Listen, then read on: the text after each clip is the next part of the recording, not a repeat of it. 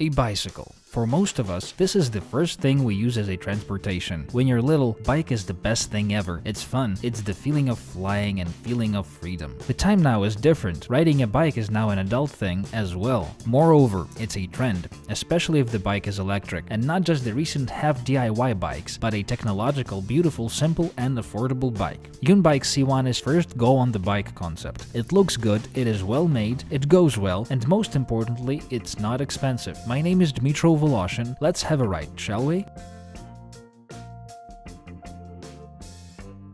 The bike hits the sweet spot with its design, in my opinion. It is supposed to be exactly the way it wound up being if you keep its purpose in mind. First important thing, this is a bike, a real bike. It is tidy, urban and modern. Second important thing, it doesn't go by itself, but it helps you to go. These two things make this bike what it is. It is light, simple, inexpensive and will go up to 70 kilometers on one charge. The first means that you can use it as an ordinary bike. It weighs 16 kilograms, that's 35 pounds in old money, and if you discharge it completely, it is still a totally usable bike. It has no gearbox, so the chain doesn't slip off and needs no gear tweaking. The brakes are simple but very effective and are very well made. No cheap components are used and there seem to be no shortcuts to lower the price. The second thing is that it just helps you to ride, which means that by trying just a bit, you can keep the speed of up to 20 to 25 kilometers per hour and go uphill without getting tired or even sweating, but still doing a bit of a workout. I personally use a bike to go to the work in the summer, and I think this bike is perfect for a city commuter. 70-kilometer range means that it will be enough even for the busiest day and still will bring you home at the end of it. It has also a 3-axis accelerometer and a gyro, allowing the bike to automatically help the rider to go uphill. It charges in 3 hours flat, which is fast. The charger looks like a laptop power brick and is very light. The battery is attached to the bike by a solid fixture and can only be detached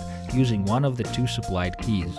The bike has Bluetooth and can connect to your phone to control the bike's power and lights, display charge remaining, the speed, current power level and the current maximum range. On the right of the handlebar there is a small backlit display with 2 buttons and a small lever right under the right thumb. That is the throttle. Buttons control the power output of the bike in 5 different positions and also reset the odometer and control the screen's backlight. On the bottom of this assembly there is a USB port covered with a rubber tab. It can charge your phone while it's mounted in the supplied phone holder, for example. It outputs 1 amp. There are tail and headlights, front headlight being a reasonable 4 LED 200 lumen light. The tail light has a few blinking modes and is on the back of the battery itself. The on-off switch for the whole bike is also on the back of the battery. Interestingly, the battery of the bike has its own USB port, which turns this battery into a giant power bank. It can fully charge a smartphone 22 times.